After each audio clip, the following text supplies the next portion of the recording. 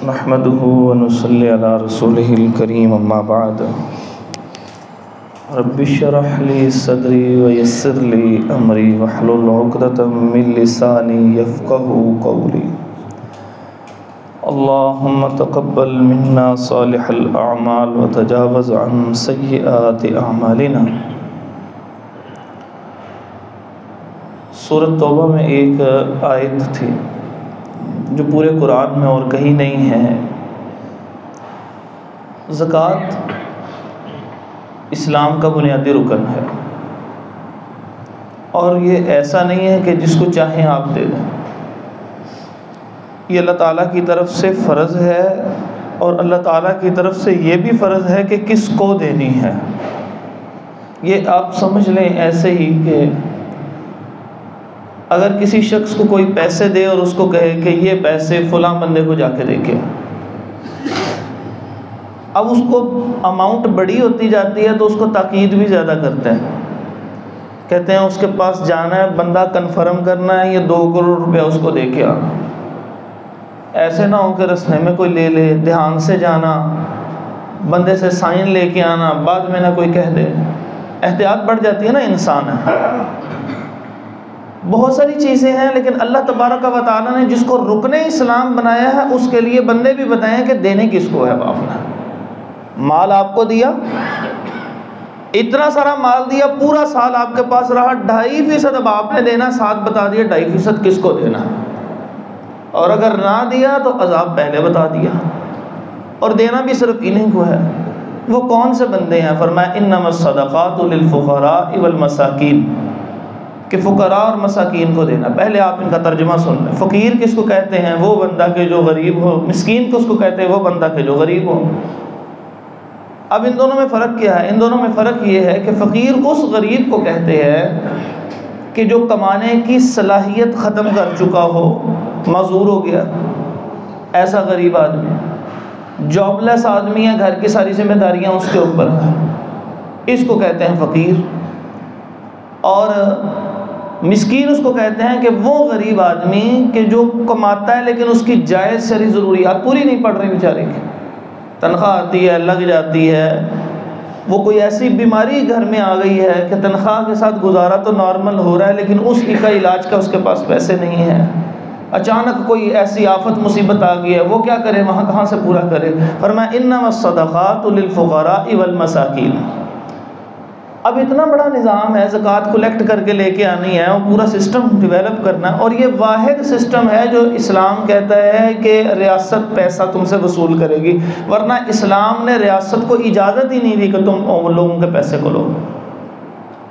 تم نے پیسہ کہاں سے جنریٹ کرنا؟ آئے گا کہاں سے؟ عشور سے کرو۔ حضرت عمر رضی اللہ تعالیٰ نے عشور لگایا تھا۔ عشور کہتے ہیں امپورٹ ڈیوٹی، یعنی پہلی مرتبہ جب کوئی آتا تھا نا مال تو وہ کفار سے لیا جاتا تھا پیسہ، لیکن اس کے بعد پوری ریاست کے اندر وہ آگے پیچھے کہیں بھی ہلتا تھا، مال لین دین ہوتا تھا، کبھی اس پہ کوئی ٹیکس نہیں لیا تھا۔ لیکن اگر انہوں نے ٹیکس نہیں نہ لیا تھا تو وہ سڑکیں بھی نہیں تھی بنتی۔ ذرا میری بات کو سمجھیے گا، اگر ٹیکس نہیں لیا تھا نا تو وہاں پہ تعلیم فری کے نام کے اوپر سکول بھی نہیں چلتے تھے۔ یہ بات کو سمجھیے گا۔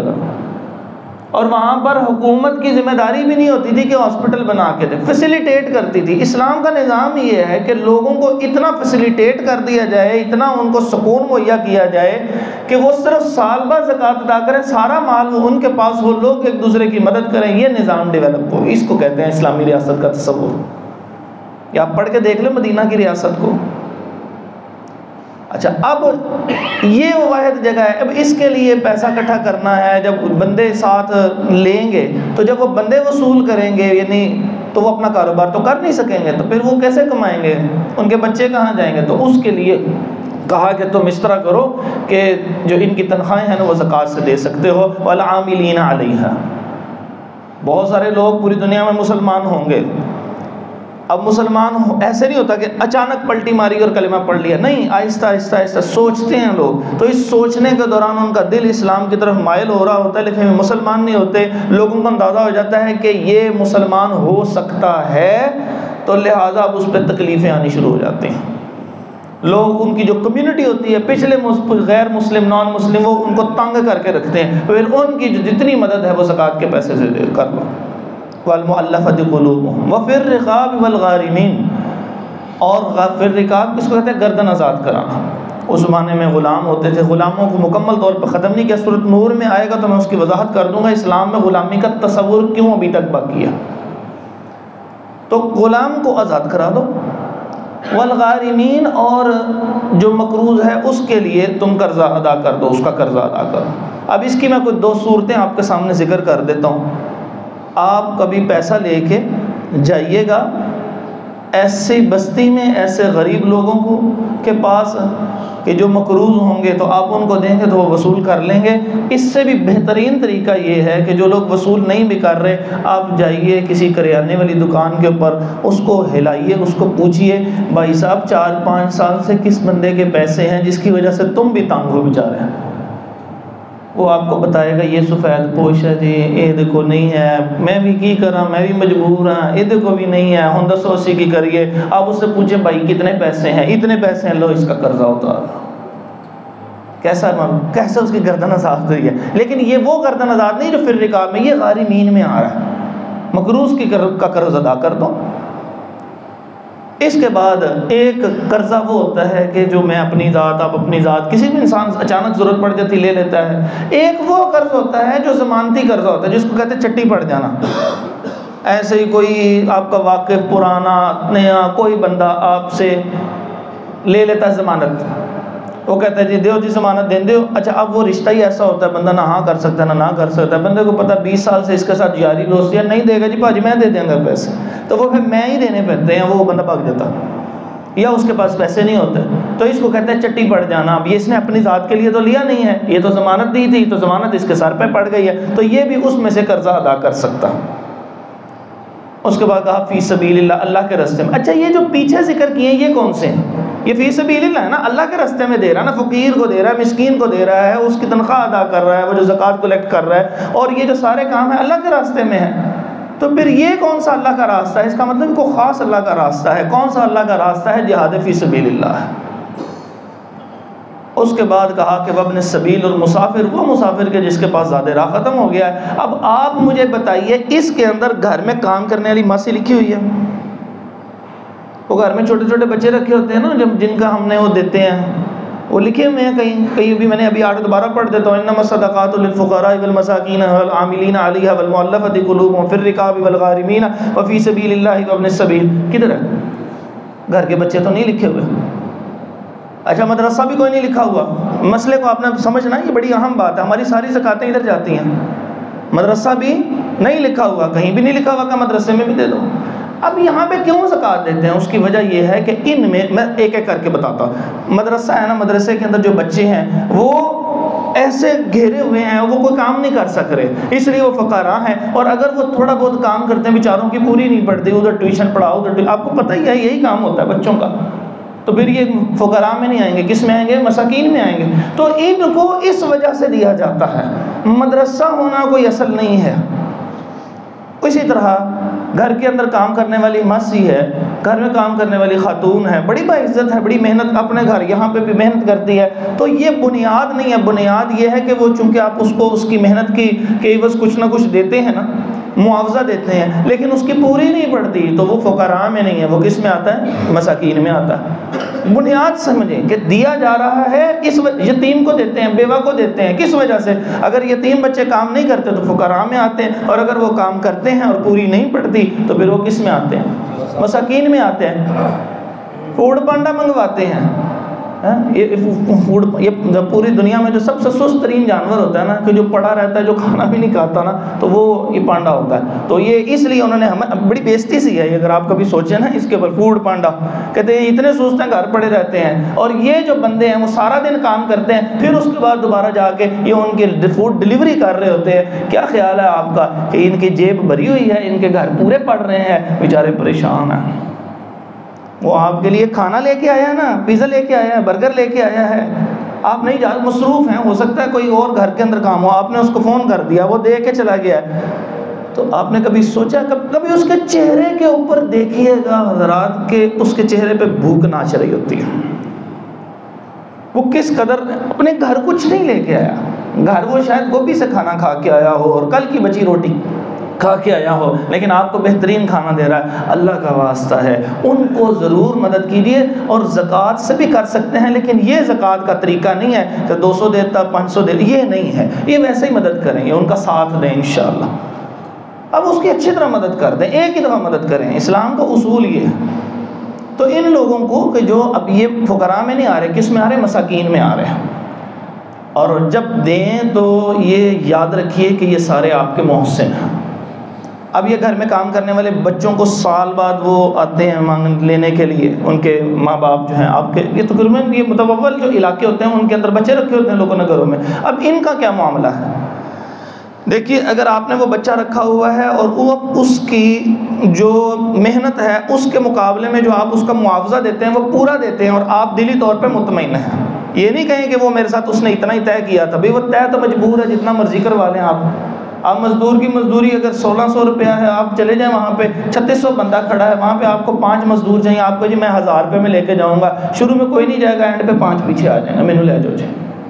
تو اب آپ کیا کہہ سکتے ہیں کہ جی میں نے تو اپنی طرف سے میں نے تو ان سے طے کیا ہے؟ بھئی طے نہیں کیا، آپ نے غلط بات طے کی ہے، جو بات چل رہی ہے اس کی محنت کے مطابق دیجیے۔ اگر تو آپ نے اس بچے کی مزدوری اس کی محنت کے مطابق دی ہے، پھر اگر وہ خاندان ٹھیک ہے اور زکوٰۃ کا مستحق ہے تو پھر اس کی زکوٰۃ سے سال بعد مدد ضرور کیجیے، حق رکھتا ہے، وہ فقراء میں ہے یا وہ مساکین میں ہے۔ لیکن اگر آپ نے پہلے ہی اس کی 4-5 ہزار روپیہ تنخواہ ہے، آپ بتائیے 24 گھنٹے ایک بچہ کام کر رہا ہے جس کو آپ 6000 روپیہ مہینہ اس کا گھر والے لے جاتے ہیں، تو کتنے روپے گھنٹہ آپ نے لیا ہوگا اس سے؟ جناب 200 روپیہ، کیا 200 روپے میں غلام خرید کر رکھا ہوا ہے؟ وہ آپ سے پہلے اٹھے، برتن رکھے، برتن اٹھاتا ہے گندے، وہ صاف کر کے رکھتا ہے، وہ جوتے پالش کرتا ہے، یہ غلامی نہیں ہے تو اور کیا ہے؟ یہ آپ نے 200 روپے میں غلام خریدا، کہتے ہیں طے ہو گیا؟ نہیں طے نہیں ہوا، سال بعد آپ جو پیسے دے رہے ہیں یہ زکوٰۃ سے نہیں دیں کیونکہ آپ نے اس کی مزدوری اگر کھائی ہے، تو اس وجہ سے پھر آپ اس کو زکوٰۃ میں سے مدد نہیں کریں گے۔ یہ میری بات کو بار بار توجہ سے سمجھ لیجئے گا۔ اب اس کے علاوہ جہاں آپ سمجھتے ہیں جو میں نے چیزیں بتائی ہیں ان میں سے جہاں پہ آپ نے دینا ہے آپ دے دیں، آپ کے رشتہ داروں کا زیادہ حق ہے، پہلے ان کو غور سے دیکھیں اور ڈبل ثواب ملے گا صلہ رحمی کا بھی اور ساتھ ہی زکوٰۃ کی ادائیگی کا بھی۔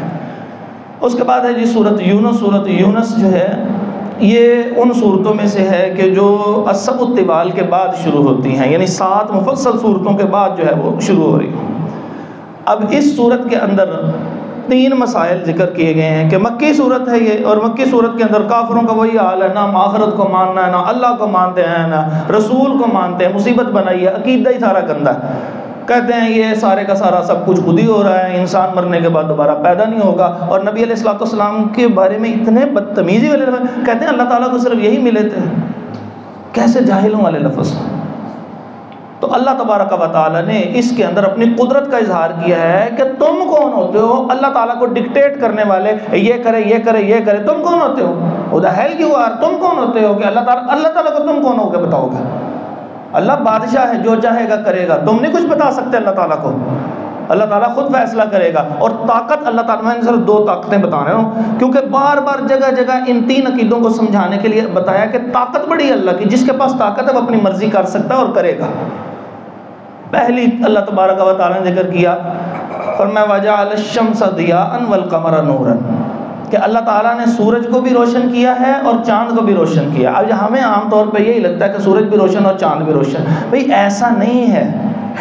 سورج کے لیے اللہ تعالیٰ نے لفظ بولا ہے ضیاءً، وہ خود روشنی دے رہا ہے، آپ اب آ کے اس کو دیکھ سکتے ہیں کہ وہ ایک انگارہ ہے بہت بڑا جو اس سے ہزاروں گنا بڑا ہے اس دنیا سے، اور وہ انگارے سے جیسے آگ سے روشنی نکلتی ہے تو ایسے اس سے وہ آگ کی روشنی ہے جو نکل رہی ہے، اور وہ روشنی اس زمین کے ساتھ جدا ہوئے اس کے ٹکڑے جو ایک ایسا گولا سا ہے جس کو ہم چاند عرف عام میں کہتے ہیں، اس کے اوپر ریفلیکٹ ہوتی ہے، جیسے لائٹ ہے نا، یہ دیکھیں اوپر والی لائٹ آ رہی ہے وہ اس شیشے کے اوپر پڑ رہی ہے، تو کیا خیال ہے یہ شیشہ روشنی دے رہا ہے؟ شیشہ نہیں روشنی دے رہا، اصل میں یہ اوپر کی روشنی سے روشنی منعکس کر رہا ہے۔ بالکل ایسے ہی اللہ تعالیٰ نے فرمایا کہ یہ جو سورج ہے یہ بھی روشن ہے، چاند بھی روشن ہے، لیکن سورج وہ روشن ہے جس کی اپنی روشنی ہے، اور جو چاند کی روشنی ہے وہ نورن، وہ ریفلیکٹڈ لائٹ دے رہا ہے آپ کو۔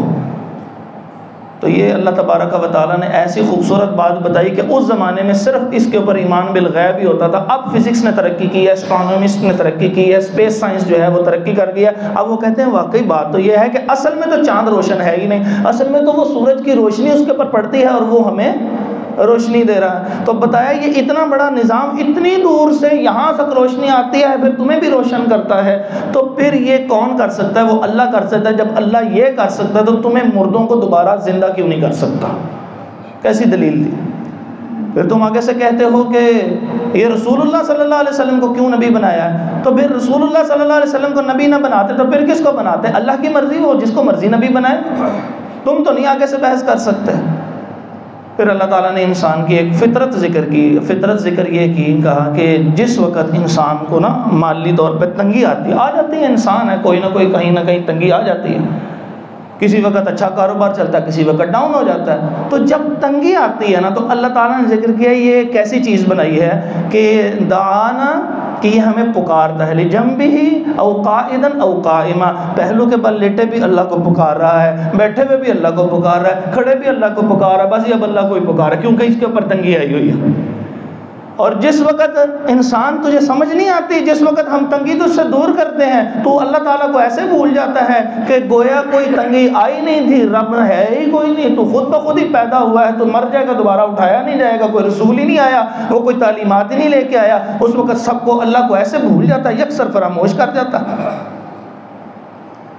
پھر اللہ تعالیٰ نے آخر میں جا کے فرمایا, دیکھو اللہ تبارک و تعالی جس کو آسانی دینا چاہیں اس کو کوئی تنگی نہیں دے سکتا, اور جس شخص کے اوپر اللہ تبارک و تعالی تنگی کا فیصلہ کر دیں اس کو کوئی آسانی نہیں دے سکتا. اور رسول اللہ صلی اللہ علیہ وسلم نے ہمیں ہر نماز کے بعد یہ بات سکھائی ہے, پڑھیے لا الہ الا اللہ وحدہ لا شریک لہ لہ الملک ولہ الحمد وہو علی کل شیء قدیر اللہم لا مانع لما اعطیت ولا معطی لما منعت ولا ينفع ذا الجد منک الجد. اے اللہ اقرار کر رہے ہیں, یا اللہ تو جس کا دروازہ کھول دے رزق کا, جو آسانیوں کا, اس کو کوئی بند نہیں کر سکتا, اور جس کا تو دروازہ بند کر دے اس کو کوئی عطا کرنے والا نہیں ہے. تو زبان سے اقرار کرنا. تو جب یہ بات پختہ ہے تو اب ہم اپنے کردار پہ غور کریں کہ تنگی کے وقت میں اگر ہم ہر وقت اللہ کو پکار رہے ہیں اور خوشحالی کے موقع پہ ہم اللہ تعالیٰ کو بھول جاتے ہیں. کیسے بھولتے ہیں حضرات؟ پتہ ہے کیسے بھولتے ہیں؟ شادی کر رہے ہوتے ہیں, جب اس کو کہتے ہیں نا بھائی ڈول ڈمکے نہیں کرنے, گناہ ہے کہ نہیں؟ یہ تو مانتے ہیں نا یہ گناہ ہے, یہ نہیں کرنا. اچھا جی یہ مخلوط مجلسیں نہیں ہوں گی, سارے کے سارے میوزک فنکشنز نہیں ہوں گے, یہ 3-4 کاموں کی بات آتی ہے, پردہ عورتوں کو سکھایا جاتا ہے. ساتھ ہی کیا کہتے ہیں, ہاں جی کی کریے سارا کچھ کرنا پڑتا ہے. اور اگر ابھی کوئی نہ کوئی عذاب مصیبت کوئی آ جائے اسی وقت کہتے ہیں نا نا نا. تو پھر اللہ تعالیٰ نے یہ وہ کفار کی صفت ذکر کیا, ہم کیوں وہ صفت اختیار کریں؟ ہم پہ تو اللہ نے کرم کیا, ہم نے تو کلمہ پڑھا ہوا ہے رسول اللہ صلی اللہ علیہ وسلم کا. تو ہماری بھی وہی کیفیت ہو گئی ہے, جب تکلیف آتی ہے تو اللہ تعالیٰ کی طرف رجوع کرتے ہیں, ہر وقت اللہ کے مانگتے ہیں. جیسے ہی تنگی دور ہوتی ہے اور صاحب بھی ہم اپنے کہتے ہیں جی بھائی رکھنا پڑتا ہے, سارا کچھ ہی کرنا پڑتا ہے. بھائی سارا کچھ کیوں کرنا پڑتا ہے؟ اللہ کو چھوڑ کے سارا کچھ کرنا پڑتا ہے. ہم نے -1 کے فارمولے میں اللہ کو مائنس کیوں کیا ہوا ہے؟ اگر اللہ تعالیٰ ہمیں پیدا ہی نہ کرتا, -1 یوں کر دیتا, اس پوری دنیا سے ہمیں ہی نکال دیتا, تو پھر کیا ہوتا؟ جس رب نے سارا, پھر ہمیں اتنا کرم, بغیر مانگے اسلام, بغیر مانگے محمد رسول اللہ صلی اللہ علیہ وسلم کی امت بنایا, بغیر مانگے سب کچھ, سارے عذاب بغیر مانگے دے دیے. اتنی نعمتیں کرنے والے اللہ کا یہ حق بنتا تھا کہ اس کے ساتھ یوں کیا جائے. پھر اس کے بعد بتایا کہ دیکھو جب تمہاری ایسی حرکتیں ہوں گی نا تو عذاب آئیں, عذاب نہیں ٹلنے. لیکن ایک ایسی قوم گزری ہے کہ جب اس کے اوپر عذاب آیا تو رب نے عذاب ڈال دیا, اور وہ قوم تھی قوم یونس علیہ السلام. نینوا بستی کے رہنے والے, ان کو سمجھایا وہ مانے نہیں, حتیٰ کہ وہاں سے وہ نکل آئے. یہ آگے چونکہ ایک واقعہ تفصیل سے آ رہا ہے تو میں وہاں پہ انشاءاللہ تفصیل ذکر کروں گا. ہوا یہ کہ بہرحال یہ چلے گئے اور پیچھے عذاب کی خبر دے کے چلے گئے. لوگوں نے پوچھا, انہوں نے کہا یونس علیہ السلام کی طرح, انہوں نے کہا وہ تو چلے گئے ہیں. کہنے لگے اچھا ہم نے تو آباء و اجداد سے سنا ہے جب نبی چلا جاتا ہے پھر عذاب آ کے آتا ہے, وہ عذاب کا کہہ کے بھی گئے ہیں. وہ جو وقت کا بادشاہ حکمران تھا اس نے کہا سارے کے سارے کھلے میدان میں آ جاؤ, سارے کے سارے کھلے میدان میں آ گئے. واضح تفاسیر میں پڑھ رہا تھا کہ انہوں نے کہا کہ بچوں اور ماؤں کو جدا جدا کر دو، یہ بھی روئیں وہ بھی روئیں، جب ان کو ایسے جدائی کا غم لگے گا تو ان کو پتہ لگے گا یہ مستقل جدائی ہو جانی اگر عذاب آیا۔ تو پوری قوم کٹھی ہوئی اور پوری قوم نے معافی مانگی اللہ رب العزت سے۔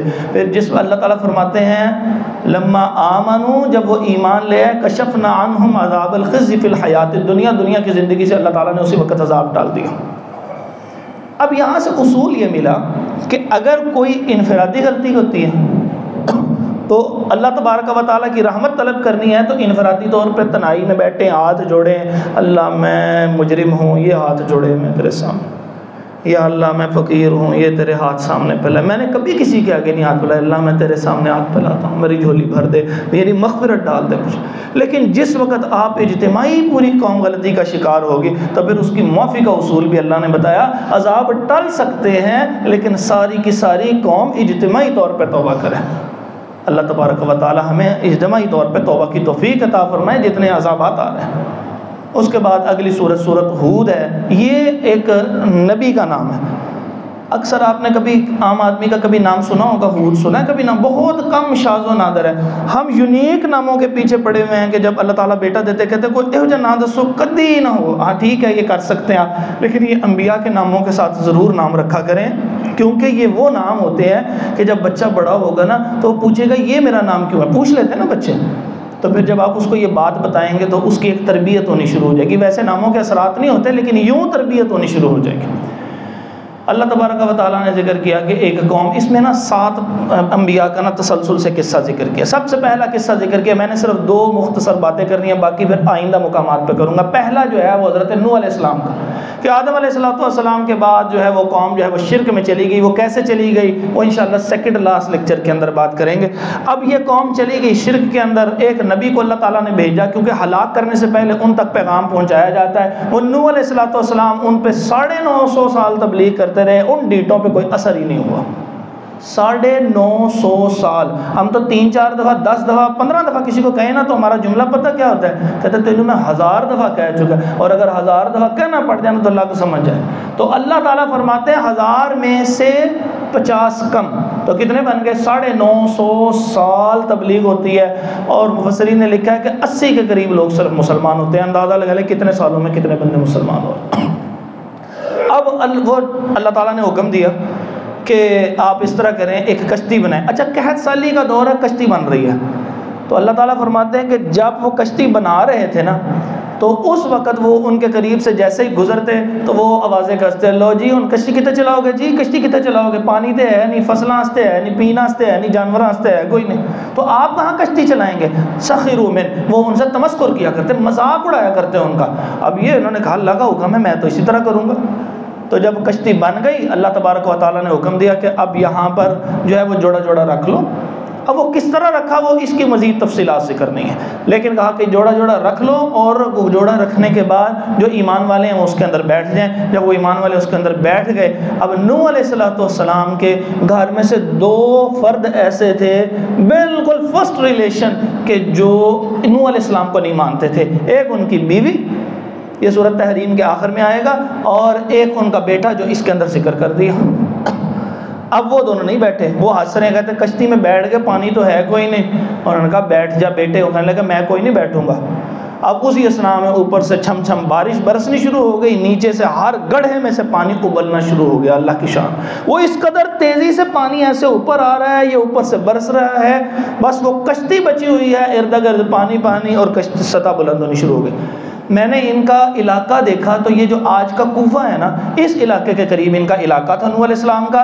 اور اللہ تعالیٰ فرماتے ہیں کہ پھر جب وہ کشتی چلی نا تو اب وہ پانی پانی ہے، کشتی چلنے لگ پڑی۔ اب وہ کشتی چلی تو وہ اپنے بیٹے کو آواز دیتے ہیں، کہنے لگے آپ بیٹے آ جا، کلمہ پڑھ لے، اندر آ جائے۔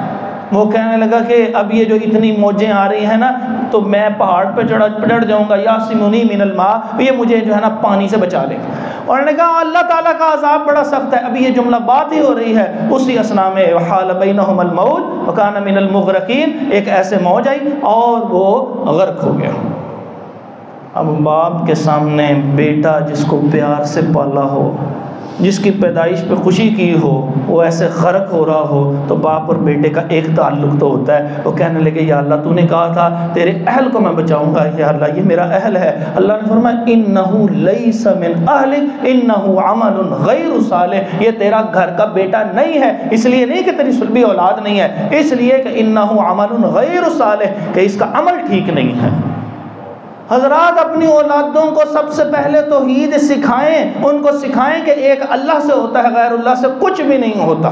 جیسے لقمان علیہ السلام نے اپنے بیٹے کی تربیت کی تھی، انہوں نے پہلی نصیحت کی تھی، انہوں نے کہا لا تشرک باللہ، بیٹے اللہ کے ساتھ شرک نہیں کرنا. بچے کو ہمیشہ یہ یاد دلائیں اللہ تعالیٰ دیکھ رہا ہے، اللہ تعالیٰ دیکھ رہا ہے، اللہ تعالیٰ دیکھ رہا ہے. جب اس کو یہ تصور ہوگا نا، پھر آپ کے میرے جانے کے بعد بھی وہ ابھی بعض بچے ہوتے ہیں نا ڈر کی وجہ سے، ابھی آپ گھر میں داخل ہونا تو پتہ کیا ہوتا ہے، کوئی اگر بچے نے مووی لگائی ہوگی نا تو 1 سیکنڈ لگتا ہے وہ اس کی نا سکرین چینج کر لیتا ہے 1 سیکنڈ.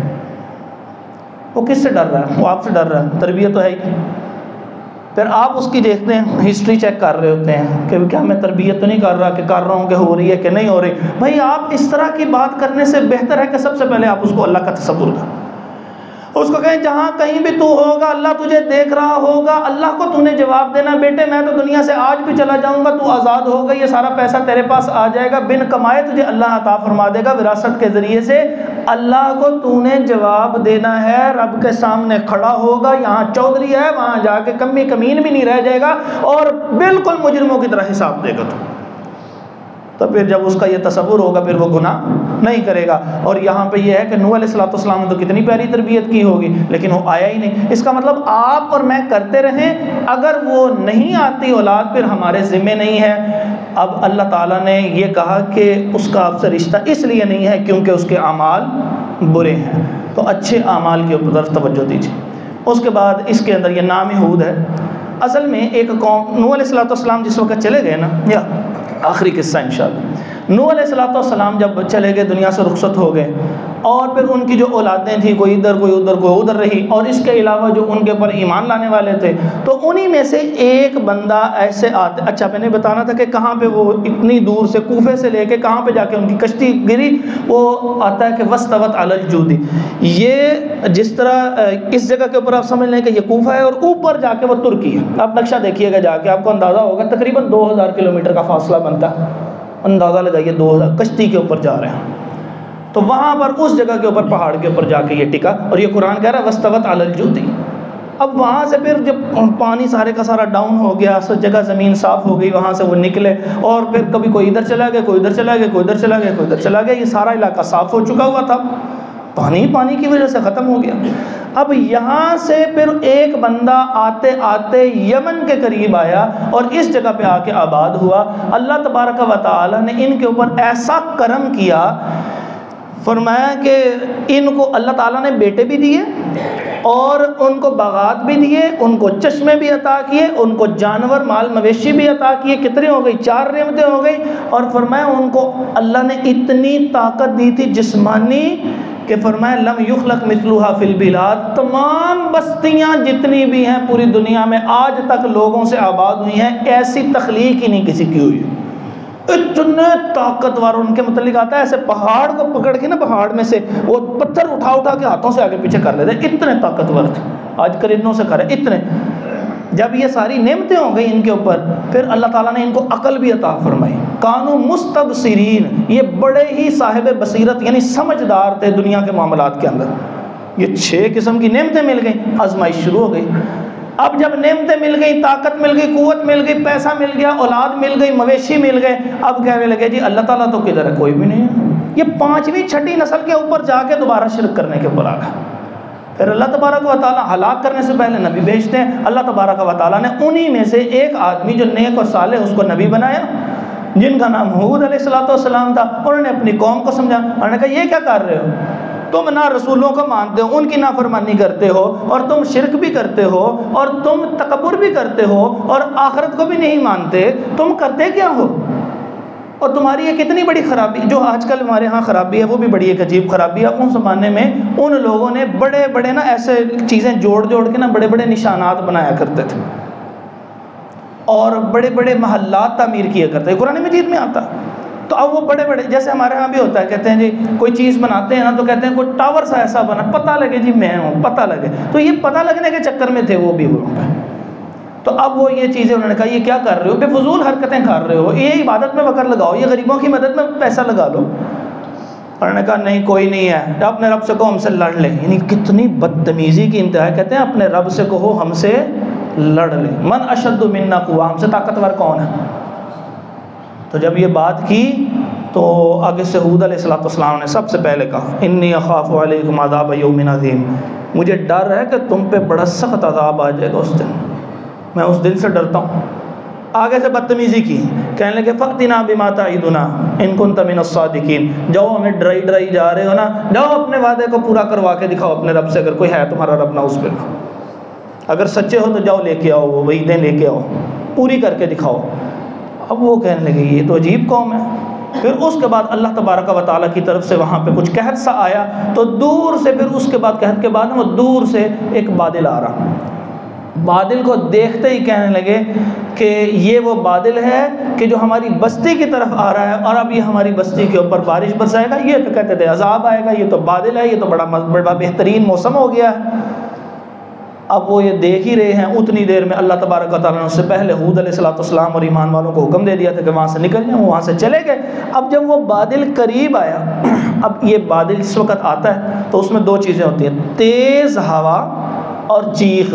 تو سب سے پہلے آئی چیخ جس کی وجہ سے وہ خوف زدہ ہوگا، اور پھر اس کے ساتھ اس قدر تیز جھکڑ چلا کہ وہ جھکڑ کی کیفیت اللہ فرماتے ہیں کہ یہ ایسی جھکڑ کی کیفیت تھی ان کے اوپر کہ وہ بڑی منتشر کر دینے، اڑا اڑا کے پھینکنے والی ہوا چل رہی ہے۔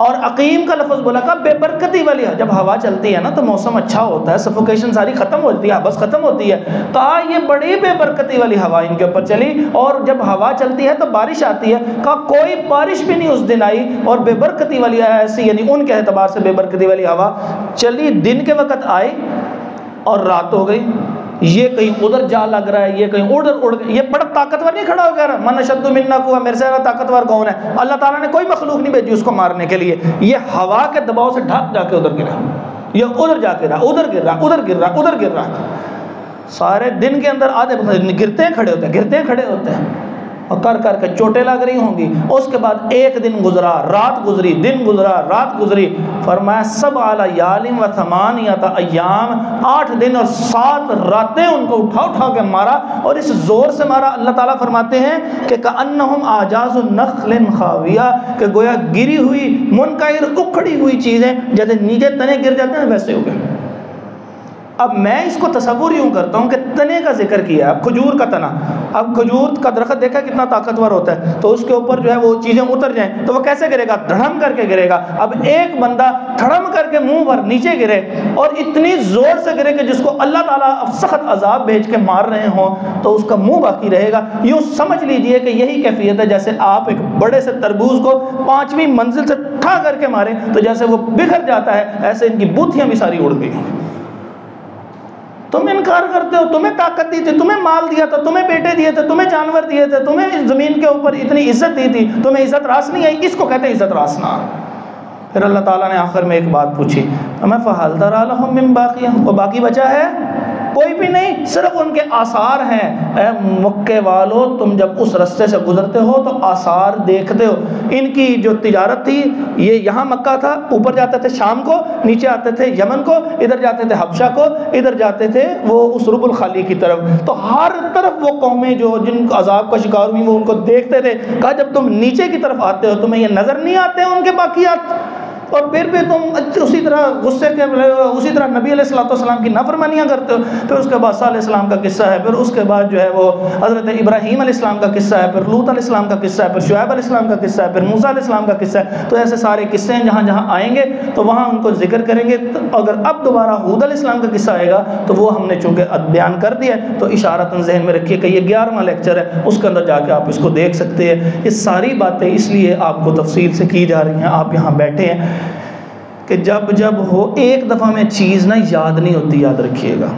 اللہ تعالیٰ کو انسان کی فطرت کا پتہ ہے، آپ کو آپ کے موبائل کی بات کا پتہ ہوتا ہے، آپ کو اپنی اولاد کی بات کا پتہ ہوتا ہے، ہم اللہ کی مخلوق ہیں، اللہ تعالیٰ کو پتہ ہے یہ بندہ کیسے چلے گا۔ بار بار سے نماز کا حکم بار بار بار بار، زکوٰۃ کا حکم بار بار، موسیٰ علیہ السلام کا قصہ پورے قرآن کو کھول لیں، جگہ جگہ موسیٰ علیہ السلام کا قصہ، نوح علیہ السلام کا، رسول اللہ صلی اللہ علیہ وسلم کے واقعات. کیوں؟ اس لیے کہ تکرار سنت اللہ ہے، اللہ کی سنت ہے، اور تکرار سے یہ انسان ٹھیک طور پہ یاد کر سکتا ہے. یہ جتنی ہو چکی ہیں ریکارڈنگز وہ ساری کی ساری بار بار انشاءاللہ ہم نے سنتے رہنا، آہستہ آہستہ قرآن خود بخود ہی اترنا شروع ہو جائے گا. اقول قولی ھذا استغفر اللہ لی ولکم ولجمیع المسلمین.